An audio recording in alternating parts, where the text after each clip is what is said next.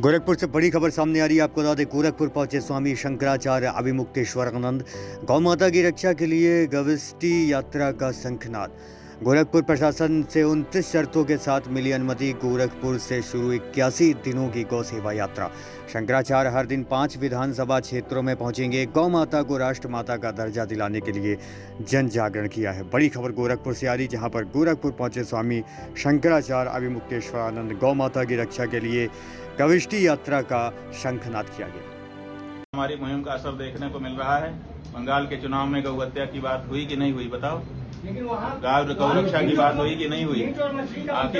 आखिर वहां जा करके नेताओं को गौ रक्षा के बारे में क्यों कहना पड़ा?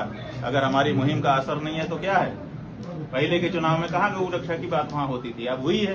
इसका मतलब है कि मुहिम का असर नेताओं के सिर पे चढ़ रहा है और बोलने लग गया है। अब इसी को और बढ़ाना है ताकि वो निर्णय भी लेने लग जाए। महाराज जी, गौ रक्षा जो है अहम मुद्दा है। आप अखिलेश यादव का पक्ष लेते रहते हैं कि वो अच्छे नेता हैं, जबकि अभी मौजूदा सरकार के लोग ये कहते हैं कि अखिलेश यादव ऐसे काम कराते हैं। ऐसा है कि हमने कभी अखिलेश यादव का पक्ष नहीं लिया।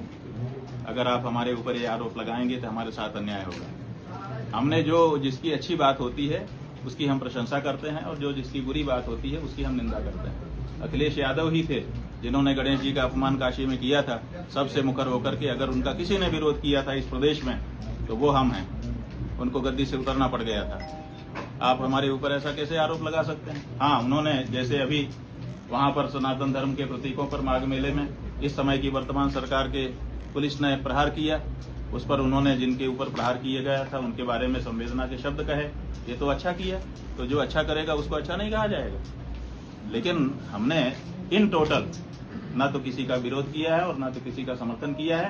गुण दोष के आधार पर बात की जाती है। एक आखिरी सवाल, मुख्यमंत्री का जो आपका यात्रा का खर्च है, क्या कोई पॉलिटिकल पार्टी में भाग लिया या फिर ये खर्च कहाँ से होगा? अब आप देखिए, आप हमारे साथ एक अपने अखबार का नुमाइंदा तय कर दीजिए। वो रोज जो खर्च हमारा हो उसको हिसाब रखे। हम तैयार हैं इसके लिए। उसको पता चल जाएगा कि कितना खर्च हो रहा है और कौन कर रहा है।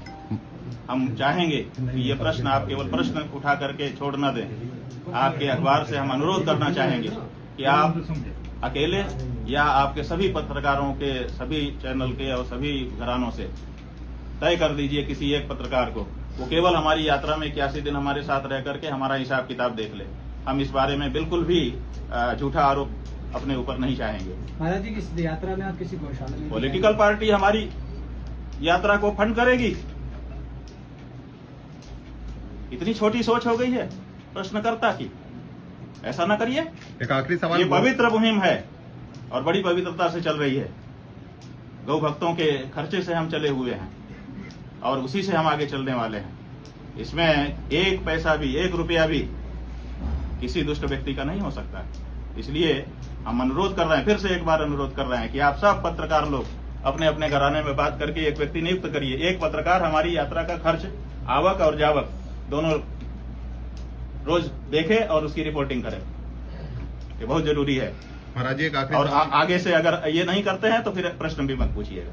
हम कह रहे हैं कि पवित्र पैसे से हम यात्रा करेंगे। किसी पार्टी का कोई हमारा लेना देना नहीं है। गोरखपुर से ये गौ यात्रा शुरू कर रहे हैं। यूजीसी जो है वो हमारे हिंदू समुदाय को बहुत बड़ा धक्का पहुंचाने वाला कानून है। हमको आपस में एक दूसरे से लड़ा करके समाप्त कर देने वाला कानून है, कलंक है। उसको लाने वाले लोग अच्छे नहीं है, नीयत उनकी अच्छी नहीं है और अब उसको अभी तक वापस न लेने वाले लोग भी अच्छे नहीं हैं। एक आखिरी सवाल, गोरखपुर से गौ यात्रा शुरू कर रहे हैं, गौरक्षा यात्रा, क्योंकि यहाँ के पीठाधीश्वर हैं योगी आदित्यनाथ, जो कि सूबे की कमान संभाल रहे हैं। आपको लगता है वो इस गौरक्षा यात्रा में समर्थन नहीं कर रहे? ऐसा है कि हम आपकी राय से थोड़ा भिन्न मत रखते हैं।